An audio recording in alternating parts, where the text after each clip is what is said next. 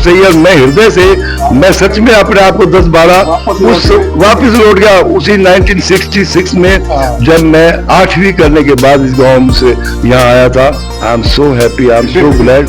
तो लाला जी ने स्पेशली चिट्ठी भेजी स्कूल को, प्रिंसिपल को, और मेरे लिए मैसेज भिजवाया कि आप ओम प्रकाश को वहां से यहाँ लाओ।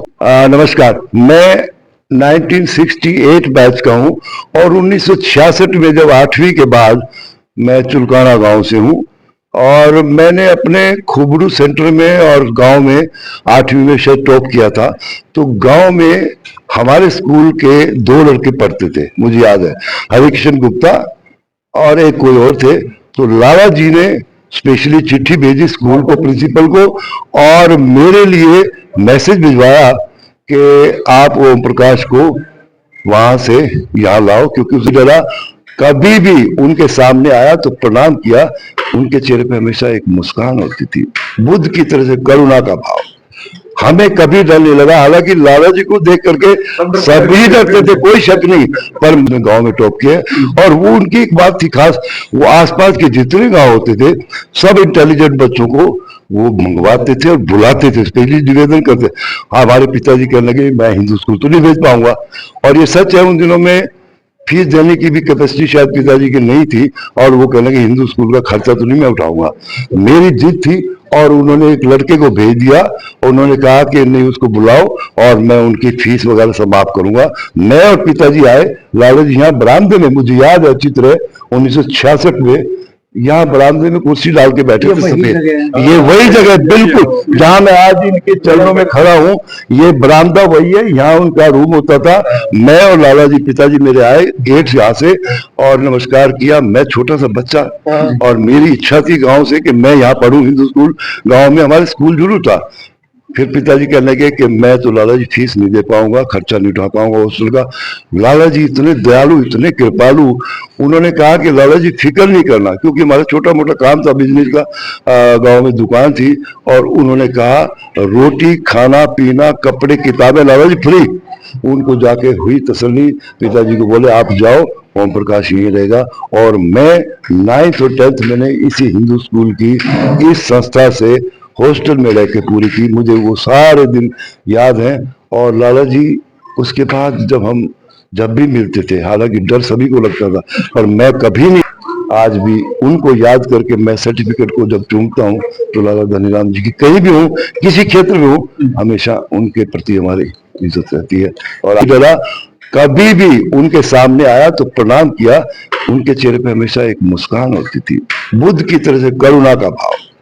हमें कभी डर नहीं लगा, हालांकि लाला जी को देख करके सभी डरते थे, कोई शक नहीं, पर मैं हृदय से कहता हूं मुझे इतना, और जबकि मैथमेटिक्स में मुझे भी नंबर कम आए, मैथ्स के लिए बहुत एकदम स्ट्रिक्ट थे वो, और मेरे 146 नंबर आए 150 में से हाई स्कूल में 10वीं में। तो 4 नंबर मेरे कटे। बाबूजी उन्होंने इतना गुस्सा किया मेरी तरफ आंख देकर, मैंने कहा मैं क्षमा चाहता हूँ जी। तो मेरे 4 नंबर कटे, पर फिर भी बहुत खुश थे, क्योंकि उसके बाद संस्कृत में मेरे 136 थे। मुझे याद है second subject was my Sanskrit, जिसमें मैथमेटिक्स के बाद। तो लाला जी की इसी छत्रछाया से मैंने शिक्षा ली, भगवान की कृपा से सरस्वती मेरे साथ रही। मैंने वहाँ दिल्ली यूनिवर्सिटी में पढ़ाई की, उसके बाद हिंदू कॉलेज से प्रेप किया, उसके बाद मैं DU चला गया, दिल्ली यूनिवर्सिटी MA किया, उसके बाद मैंने LLB किया। मैं बाहर विदेश चला गया, ओमान में। मैं फिर टीचिंग में गया, और टीचिंग करने के बाद फिर मैं लौट के आया हूँ। अब मैं लॉ में हूँ और मैंने LLB किया, LLB किया। आज भी उनको याद करके मैं सर्टिफिकेट को जब चूमता हूँ तो लाला धनीराम जी की कहीं भी हूँ, किसी क्षेत्र में हूँ, हमेशा उनके प्रति हमारी इज्जत रहती है। और आज मेरा सौभाग्य है, संस्था ने फिर ये मौका दिया। डॉक्टर ओमदत्त शर्मा ये मेरे बैच के हैं, रामनिवास वत्स ये मेरे बैच के हैं, और ये भंवर सिंह जी है, ये हमारे बैच के हैं।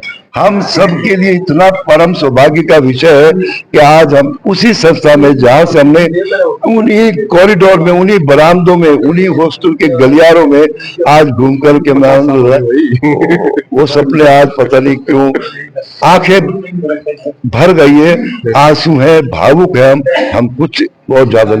हिंदू स्कूल पूरे मैनेजमेंट का बहुत बहुत शुक्रगुजार हूँ, और बहुत बहुत उनका। आज अपने यहाँ की खीर खाई सर? खीर, ओहो, बिल्कुल। सबसे पहले मैंने सांबर और इडली के अलावा खीर ही पहले खाई, और खीर खाई बहुत आनंद आया। जो आपके हॉस्टल में खीर मिलती थी उस टेस्ट में और आज के टेस्ट में कितना फर्क है? मुझे एग्जैक्टली तो याद नहीं, पर खीर तो तब भी मिलती थी, और मुझे लगता है संभवतः वही सेम याद है। खीर मैंने जब खाई तो मुझे हॉस्टल की यादें ताजा हो गई, क्योंकि हमने हॉस्टल में 2 साल बिताए हैं। जोड़ी मस्जिद सुपरडेंट होते थे, और वो बरामदे में घूमते थे, जब हम थाली लेके दौड़ते थे, कहते बैठो बैठो यहाँ से।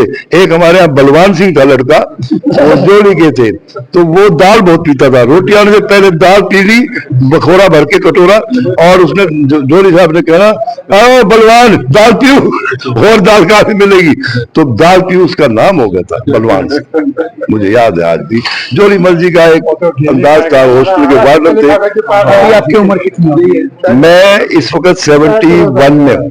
आप 71 के हो, लेकिन आज आपका जो दिल कह रहा है वो 12-14 साल का कह रहा है। माशा, ये प्रभु की, ये मैं सच पूछो तो आपका ये जो प्रश्न है ये बिल्कुल सही है। और मैं हृदय से, मैं सच में अपने आप को 10-12 उस वापिस लौट गया उसी 1966 में, जब मैं 8वीं करने के बाद इस गांव से यहाँ आया था।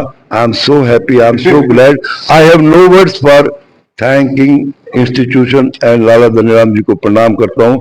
वो जहाँ भी है स्वर्ग में हमारे सिर पर हाथ रखें, आशीर्वाद दें। मैं बहुत बहुत धन्यवाद करता हूँ। Thank you very